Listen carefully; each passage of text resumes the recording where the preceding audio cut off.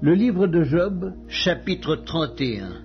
J'avais fait un pacte avec mes yeux, et je n'aurais pas arrêté mes regards sur une vierge. Quelle part Dieu m'eût-il réservé d'en haut? Quel héritage le Tout-Puissant m'eût-il envoyé des cieux? La ruine n'est-elle pas pour le méchant et le malheur pour ceux qui commettent l'iniquité? Dieu n'a-t-il pas connu mes voies? N'a-t-il pas compté tous mes pas? Si j'ai marché dans le mensonge, si mon pied a couru vers la fraude, que Dieu me pèse dans des balances justes, et il reconnaîtra mon intégrité. Si mon pas s'est détourné du droit chemin, si mon cœur a suivi mes yeux, si quelque souillure s'est attachée à mes mains, que je sème et qu'un autre moissonne, et que mes rejetons soient déracinés, si mon cœur a été séduit par une femme, si j'ai fait le guet à la porte de mon prochain, que ma femme tourne la meule pour un autre, et que d'autres la déshonorent, car c'est un crime, un forfait que punissent les juges, c'est un feu qui dévore jusqu'à la ruine, et qui aurait détruit toute ma richesse. Si j'ai méprisé le droit de mon serviteur ou de ma servante lorsqu'ils étaient en contestation avec moi, qu'ai-je à faire quand Dieu se lève? Qu'ai-je à répondre quand il châtie? Celui qui m'a créé dans le ventre de ma mère ne l'a-t-il pas créé? Le même Dieu ne nous a-t-il pas formés dans le sein maternel? Si j'ai refusé aux pauvres ce qu'ils demandaient, si j'ai fait languir les yeux de la veuve, si j'ai mangé seul mon pain sans que l'orphelin en ait sa part, moi qui l'ai dès ma jeunesse élevé comme un père, moi qui dès ma naissance et soutenu la veuve, si j'ai vu le malheureux manquer de vêtements, l'indigent n'avoir point de couverture, sans que ses reins m'aient béni, sans qu'il ait été réchauffé par la toison de mes agneaux, si j'ai levé la main contre l'orphelin parce que je me sentais un appui dans les juges, que mon épaule se détache de sa jointure, que mon bras tombe et qu'il se brise, car les châtiments de Dieu m'épouvantent, et je ne puis rien devant sa majesté. Si j'ai mis dans l'or ma confiance, si j'ai dit alors, tu es mon espoir,